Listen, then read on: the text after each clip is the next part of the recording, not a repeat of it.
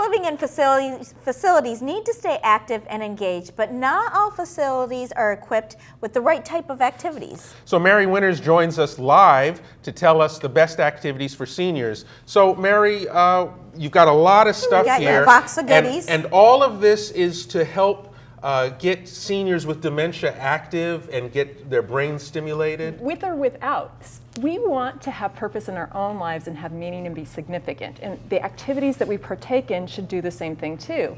So even if you're living at home by yourself, once you move into assisted living, say, people still find themselves bored and not interested and not engaged. So you have to engage individuals with activity, just first and foremost. So you've got plenty here. Yes. Now this, I was playing with this earlier. So what is this? Just music? Sing along? But it's supposed to. It's significant. So it means something. So we have sensory things. So we have things that are singing and maybe tactile. We're cooking something. We're painting something. It means something to that person. And the way you engage in conversation with the individual is different too. So somebody with dementia, you don't say, "Hey, do you remember? You remember?" No, really, I don't remember. So you have to be able to build trust with that individual so you can build significant friendships and interactions with people in facilities. How do you help them to remember what they do like? And I mean, do they always know?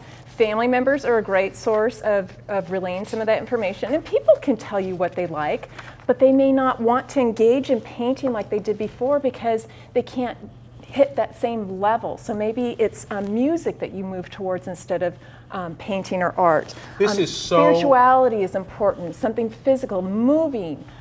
All of these things. I was going to say that this is so valuable. My grandmother came to live with us prior to her death and watched a lot of television. And I never thought that was good, but I didn't know how to engage her. So even in talking about a show, tell me what you liked about that show.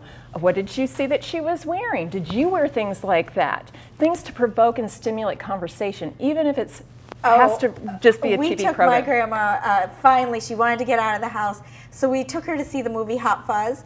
There were shoot 'em up scenes all over. It was not her type of movie, but afterwards she was like, "I love Hot Fuzz," because she just was so excited to get it out. Oh, it's fun. I even like to have boxes for people who live at home in their conversation stimulation. So I have a fellow who is a judge, and tell me how you use this, and tell me about a case that you worked on.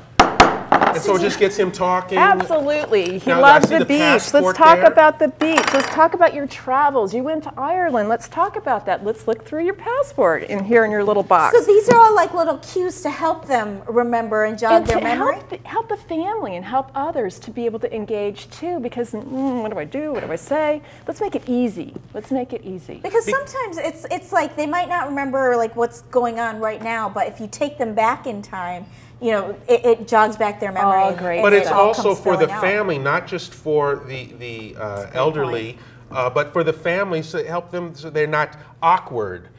We all want to have significant relationships, and when you really think about how you engage in communication and activity, it helps everyone. Well, Mary, thank you. This was so very valuable. I want to thank you for sharing that with us. You're welcome. Great job. Thank you.